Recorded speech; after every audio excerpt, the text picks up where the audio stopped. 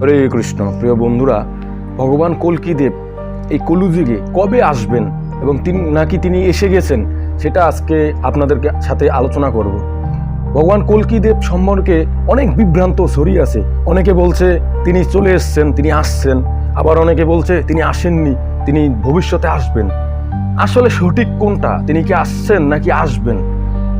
অনেকেই বিভিন্ন জনকে তার অবতার বানিয়ে পুজো করছে, ভুল ভ্রান্তি এটা সেটা। কিন্তু আজকে আমরা শাস্ত্রে কি বলছে, ভাগবত শাস্ত্র, বেদ শাস্ত্রে কি বলছে ভগবান কল্কি দেব সম্পর্কে, কি ভবিষ্যৎবাণী দেওয়া, সেই সম্পর্কে আজকে আপনাদের একেবারে রেফারেন্স সহ আপনাদের দেখাবো।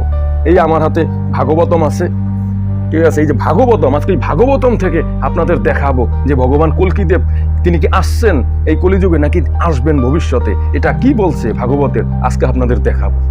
এই ভাগবত শাস্ত্রের 3য় অধ্যায়ের 1ম স্কন্ধের 25 নম্বর শ্লোকে বলা আছে যে কল্কি দেব তিনি কবে আসবেন। এখানে কি বলছে আজকে আপনারা জানুন, ভিডিওটি সম্পূর্ণ দেখুন, তাহলে আপনারা ভগবান কল্কি দেব সম্পর্কে জানতে পারবেন। তিনি কেন আসবেন পৃথিবীতে, আর এসে কি করবেন, সবকিছু বিস্তারিতভাবে এখানে বর্ণনা করা আছে। শ্রীমদ্ ভাগবত 1ম স্কন্ধ অধ্যায় 3 শ্লোক নাম্বার 25 বলছেন, অথাসৌ যুগ সন্ধ্যায়াম যদ্দস্যু প্রায়সু রাজসু জনিতা বিষ্ণু যশসু নামনা কল্কির জগৎপতি।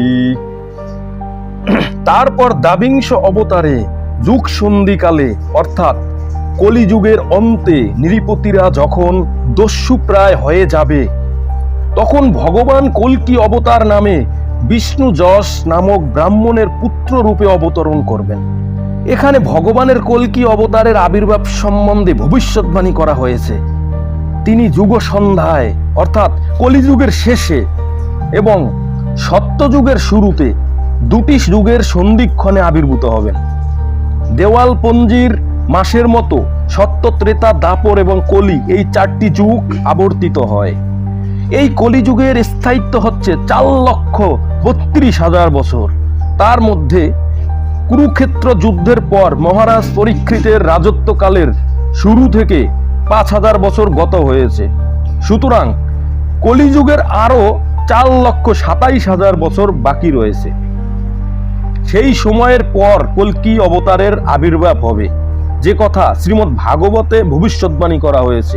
তার পিতা হবেন বিষ্ণু যশ নামক এক তত্ত্বজ্ঞানী ব্রাহ্মণ, এবং তিনি যে সম্বল গ্রামে আবির্ভূত হবেন তারও উল্লেখ সেখানে রয়েছেন। পূর্বের বর্ণনা অনুসারে এই সমস্ত ভবিষ্যৎবাণীগুলি যথাসময়ে সত্য বলে প্রমাণিত হবে। সেটিই হচ্ছে শ্রীমদ্ ভাগবতের প্রামাণিকতার পরিচয়। এখানে ভাগবতে স্পষ্টভাবে বলা আছে যে এই কলিযুগের আয়ু হচ্ছে 4,32,000 বছর। তো ইতিমধ্যে 5,000 বছর গত হয়েছে, 5,000 বছর চলে গিয়েছে, আরো বাকি আছে 4,27,000 বছর। তো এই 4,27,000 বছর পরে ভগবান কল্কি দেব অবতীর্ণ হবেন। স্বয়ং ভগবান এই পৃথিবীতে আসবেন এবং তিনি অসুরদের বিনাশ করবেন। তখন চারদিকে শুধু পাপ আর পাপ থাকবে। তিনি কার পুত্র রূপে আসবেন সে কথাও এই ভাগবত শাস্ত্রে বর্ণনা করা আছে। তাই কারো মিথ্যাচার বা বিভ্রান্ত কথা আপনারা কেউ শুনবেন না, কারণ কারো মন গড়া কথা আমরা বিশ্বাস করব না। শাস্ত্রে যেটা আছে প্রামাণিক সেটাই আমাদের বিশ্বাস করতে হবে। তিনি বিষ্ণু যশ নামক ব্রাহ্মণের পুত্র রূপে আসবেন সম্বল গ্রামে। এর জন্য এখন যদি কেউ বলে যে ইনি হচ্ছেন কল্কি অবতার, ইনি হচ্ছে কল্কি অবতার, সে কথা আমরা বিশ্বাস করব না। কেন? কারণ শাস্ত্রে বলে দিয়েছে, ভাগবত শাস্ত্রে বলে দিয়েছে যে তিনি 4,27,000 বছর পরে আসবেন।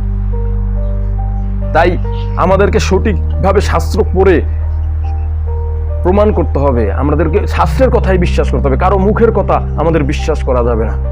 হরে